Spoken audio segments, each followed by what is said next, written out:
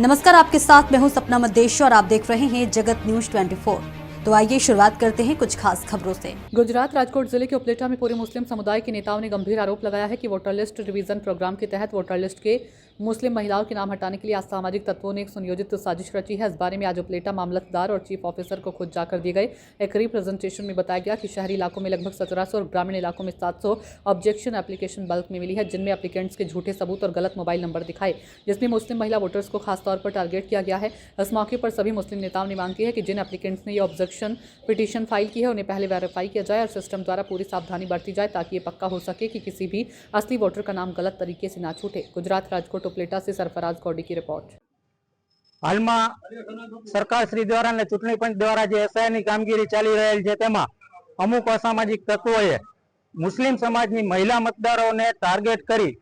अने जे हाल में कार्यक्रम फॉर्म नंबर 7 थी वांधा लेवानो छे तेमां 1700 जेटला फॉर्म शहर में 700 जेटला ग्राम्य में फॉर्म रजू करेल छे अने एमां मात्र ने मात्र मुस्लिम महिला मतदारो विरुद्ध वांधाओ लेवामां आवेल छे एवुं अमारा ध्यान आवता આજરોજ ઉપલેટા શહેર તેમજ ગ્રામ્ય ના તમામ મુસ્લિમ આગેવાનો મામલતદાર શ્રી ઉપલેટા અને ચીફ ઓફિસર શ્રી ઉપલેટાને રજૂઆત કરવામાં તે ભેગા થયેલ અને રજૂઆત કરવામાં આવેલ કે આ જે અરજદારો છે ખરેખર તે જ અરજદારોએ આ અરજીઓ આપેલ છે કેમ તેમની પહેલા ખરાઈ કરવામાં આવે અને જે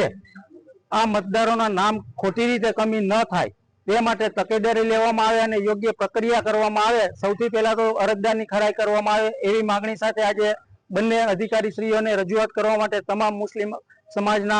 આગેવાનો અને મુસ્લિમ સમાજના તમામ સભ્યો હાજર રહેલ છે। આ ખરેખર ખૂબ જ ગંભીર કાર્ય કરવામાં આવેલું છે કોઈ અસામાજિક તત્વો દ્વારા। હાલમાં સરકારશ્રી દ્વારા પણ મહિલા અનામત અને મહિલા સશક્તિકરણના કાર્યક્રમો આપવામાં આવતા હોય અને આવા સંજોગોમાં હાલ માત્ર મુસ્લિમ મહિલાઓને ટાર્ગેટ કરી અને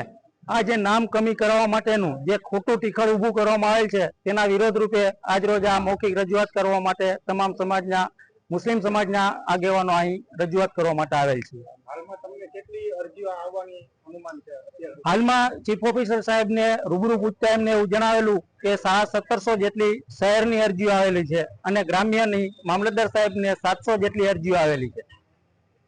ऐसे ही अपडेट्स के लिए देखते रहें जगत न्यूज 24 और हाँ, हमारे चैनल को लाइक, शेयर और सब्सक्राइब करना बिल्कुल ना भूलें।